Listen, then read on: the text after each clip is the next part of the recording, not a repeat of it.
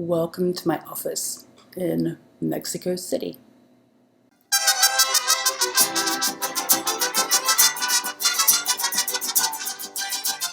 This week I saw some things that would make the Humane Society, or PETA, lose their shit. I got a new tattoo, and I found out that Mexican jumping beans are a real thing. Who knew? So I went back to Sonora Market, where I was last week, and I went to another section that I wasn't aware about before, and it was kind of horrifying. And being a Brit, us Brits love our animals, but as I was once told, animal rights really are a Western developed world luxury. Now, this section of the market was both horrifying and intriguing.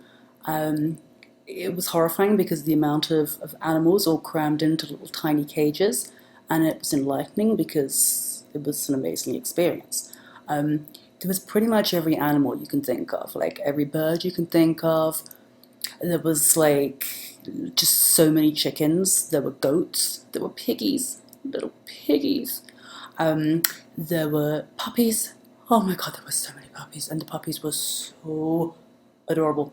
And there were kittens, puppies, kittens. Oh my. And yeah, like I said, just about every animal you can think of.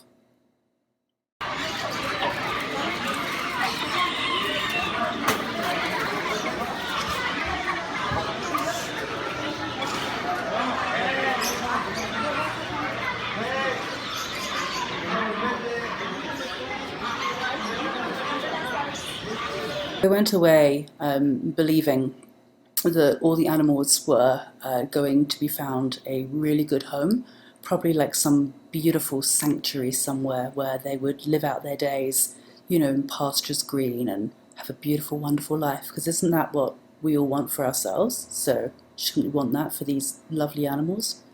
But nah, chances are they're all going to be fucking eaten. We know that.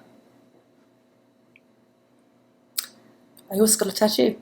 I've still been in a lot of pain from the torn muscle in my neck, so I figured what better way to alleviate the pain than to get some new ink. So I went to the Amazing Fids Evolution Tattoo, and I got some new ink on my inside right arm.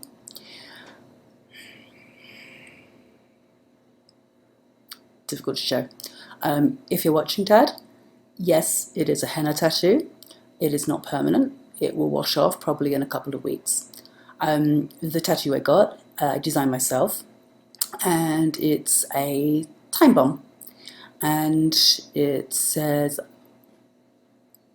Morte al Ego, which means death to ego. So, on those times that happen, so occasionally, where I just get fucked off with someone or something or everyone or everything, I look at my arm and I think, don't rise, don't get wound up, don't let my ego come into play. If they want to fuck me over, they can fuck me over. That's their loss. No ego. No ego. That's the ego. And yeah, it took about 2 hours, and yeah, it was suitably horrifically painful. Kids, if you're watching, do not have tattoos. They hurt like a motherfucker. Kids, if you're watching, don't watch this blog anyway, because it ain't suitable. It's definitely not PG.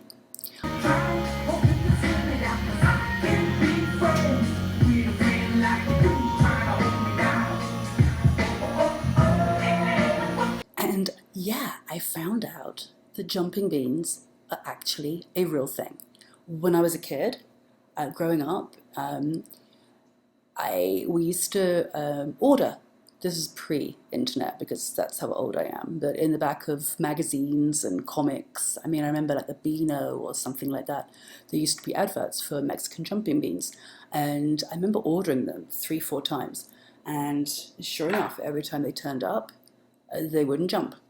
And so everyone was of the opinion that it's just a big con. There's no such thing. But I found them. And they're amazing. They're amazing. And I took like a very short video, which I will share with you, which I found kind of mesmerizing. And yeah, I couldn't stop looking at it. And I don't know, check it out.